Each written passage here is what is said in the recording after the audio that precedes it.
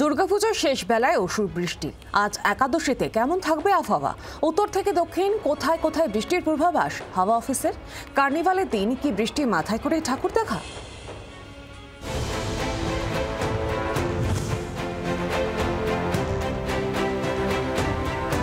দুর্গাপুজোর শেষের দিকে যে বৃষ্টির সম্ভাবনা ছিল তার পূর্বাভাস আগেই দিয়েছিল আবহাওয়া দফতর। পূর্বাভাস মিলেও গিয়েছে অক্ষরে অক্ষরে। পুজোর পরেও দুর্যোগের সম্ভাবনা রয়েছে বাংলায়।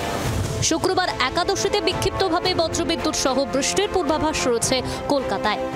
শুক্রবার ভারী বৃষ্টিতে ভাসতে পারে দক্ষিণবঙ্গের পশ্চিম দিকের একাধিক জেলা। অতি ভারী বৃষ্টির সতর্কতা রয়েছে পুরুলিয়া ও পশ্চিম বর্ধমানে। ভারী বৃষ্টির আশঙ্কা রয়েছে দক্ষিণ চব্বিশ পরগনা, বাঁকুড়া, পশ্চিম মেদিনীপুর, ঝাড়গ্রাম, পূর্ব বর্ধমানে।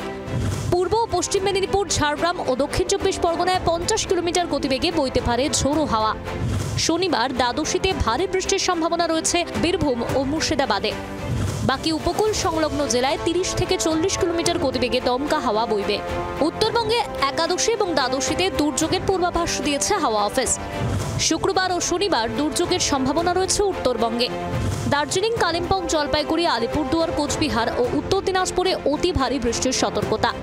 মালদা, 2 দিনাজপুরে ভারী বৃষ্টির আশঙ্কা। রবিবার 5 জেলায় ভারী বৃষ্টি হতে পারে। সোমবার ভারী বৃষ্টি হতে পারে দার্জিলিং ও জলপাইগুড়িতে। কবে কমবে বৃষ্টির পরিমাণ? কার্নিভালের দিন কেমন থাকবে আবহাওয়া? শনিবার একটু কমবে বৃষ্টির পরিমাণ।